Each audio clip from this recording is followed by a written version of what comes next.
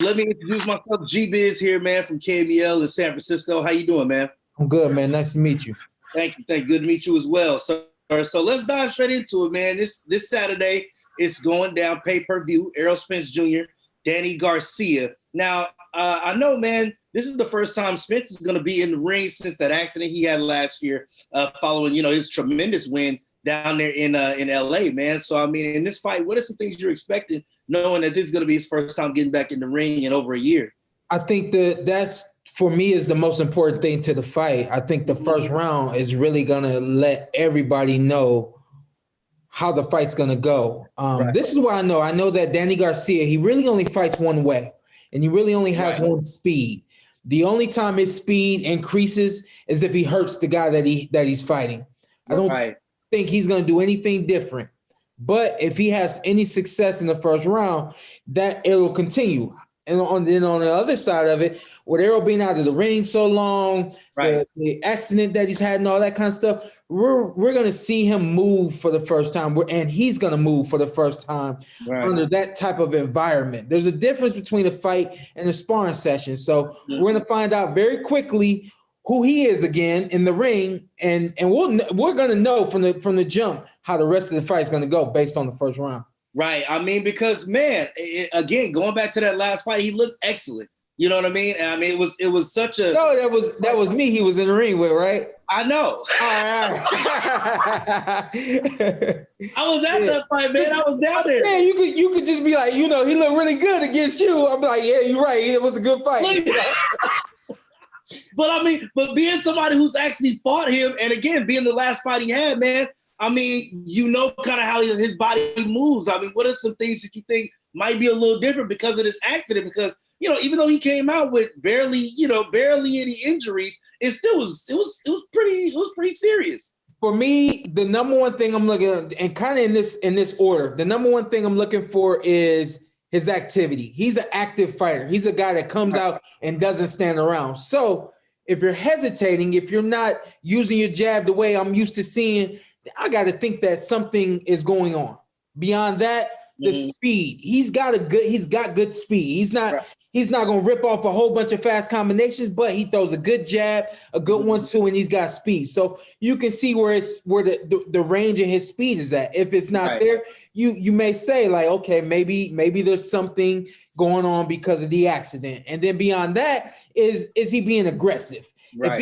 If he's not taking the fight to Danny the way he took the fight to me, and the list goes on, then again, you got to say like, all right, something's going on here, So I'm looking for him to be active. I'm looking for his speed, and I'm looking for him to be aggressive.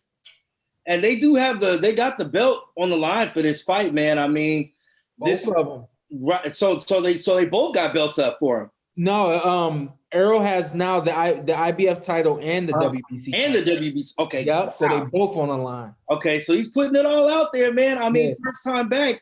I mean, it's not even a talk of is it going to be convincing. It's are you going to be able to hold on to your titles, right? Yeah, and then on the other side of it, you got a guy in Danny Garcia who's been in a lot of big fights, and I think people forget that he's been in a lot of big fights. But recently, the big fights against the younger tier fighters or the guys that are right there with him, myself and Keith Thurman, he lost those two fights. Right. So a lot of people say, yo, this is third time's the charm, three strikes and you out. You know what I mean? So it's like, are you going to come in here and put your foot on the gas pedal, understanding that the third time's the charm, or is this going to be 3 strikes and you're out? You know what I mean? So I think it's more important for Danny to really take those belts and be in the ring and show that he wants those belts, opposed to Errol Spence Jr.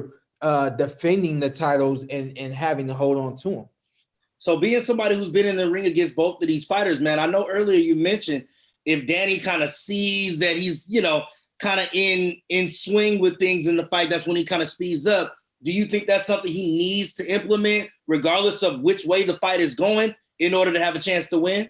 I got a feeling he ain't going to do it, but what he needs to do is go out and press Errol. And the way I said it on my podcast, the Porter Way podcast, I have it. We drop our episodes every Tuesday on YouTube and Spotify and all that. But the way I put it on the podcast is, You don't have to go out there and be Shawn Porter. It's not about throwing 100 punches around. You can be in front of your guy and feint your guy, or be in front of your guy and stalk your guy. It's not about punch, punch, punch, and I'm on him, and I'm on him, and I'm on him. But if Danny is not taking the fight to Errol, if Danny isn't using his jab, if Danny isn't feinting, then he's not doing everything he can do to win the fight. I hear that, man. Well, we all know it's about to go down Saturday night, pay-per-view, Errol Spence Jr., Danny Garcia. Now, Shawn, you know I wasn't going to let you get away without talking about this exhibition fight we all saw this past weekend.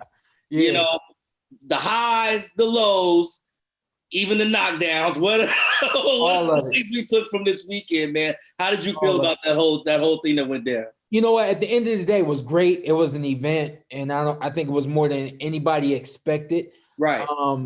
I think that just fast forwarding to the main event, I think Rory and Mike really handled themselves very well, and I was happy that they got it out of the ring safely. Right. I think it was great, man. I think it was good too, just to be able to have something for, of course, in the middle of a pandemic, folks itching for any type of thing, entertainment they can get. And I think it was a great job of them two showmen getting up there and doing their thing, man. Absolutely. Do you think Nate Robinson should box again? He should get back in the ring. I think he needs to take more time to train. I think he should get back in the ring because he's got the jitters out now. He's got the nervousness out now, and he may actually be able to do something his next time out. You think he should move down if he does decide to fight? I think he should have fought at like 160, man. I don't know. I think he needs more training. Okay. Well, Shawn, thank you for your time, brother. I appreciate it, man. It's going down this Saturday night again. Errol Spence Jr., Danny Garcia. Anything else you want to say? Tell the people where to find you or anything. Listen, it's on pay-per-view. Make sure y'all order this fight. It's going to be a great fight, and y'all don't want to miss it. I got the Porterway podcast. It drops every Tuesday on YouTube, Spotify, every podcast platform out there, and also everything, Instagram, Twitter, Facebook, Showtime, Shawn P. God bless you. Shawn, thank you, my brother. I appreciate you.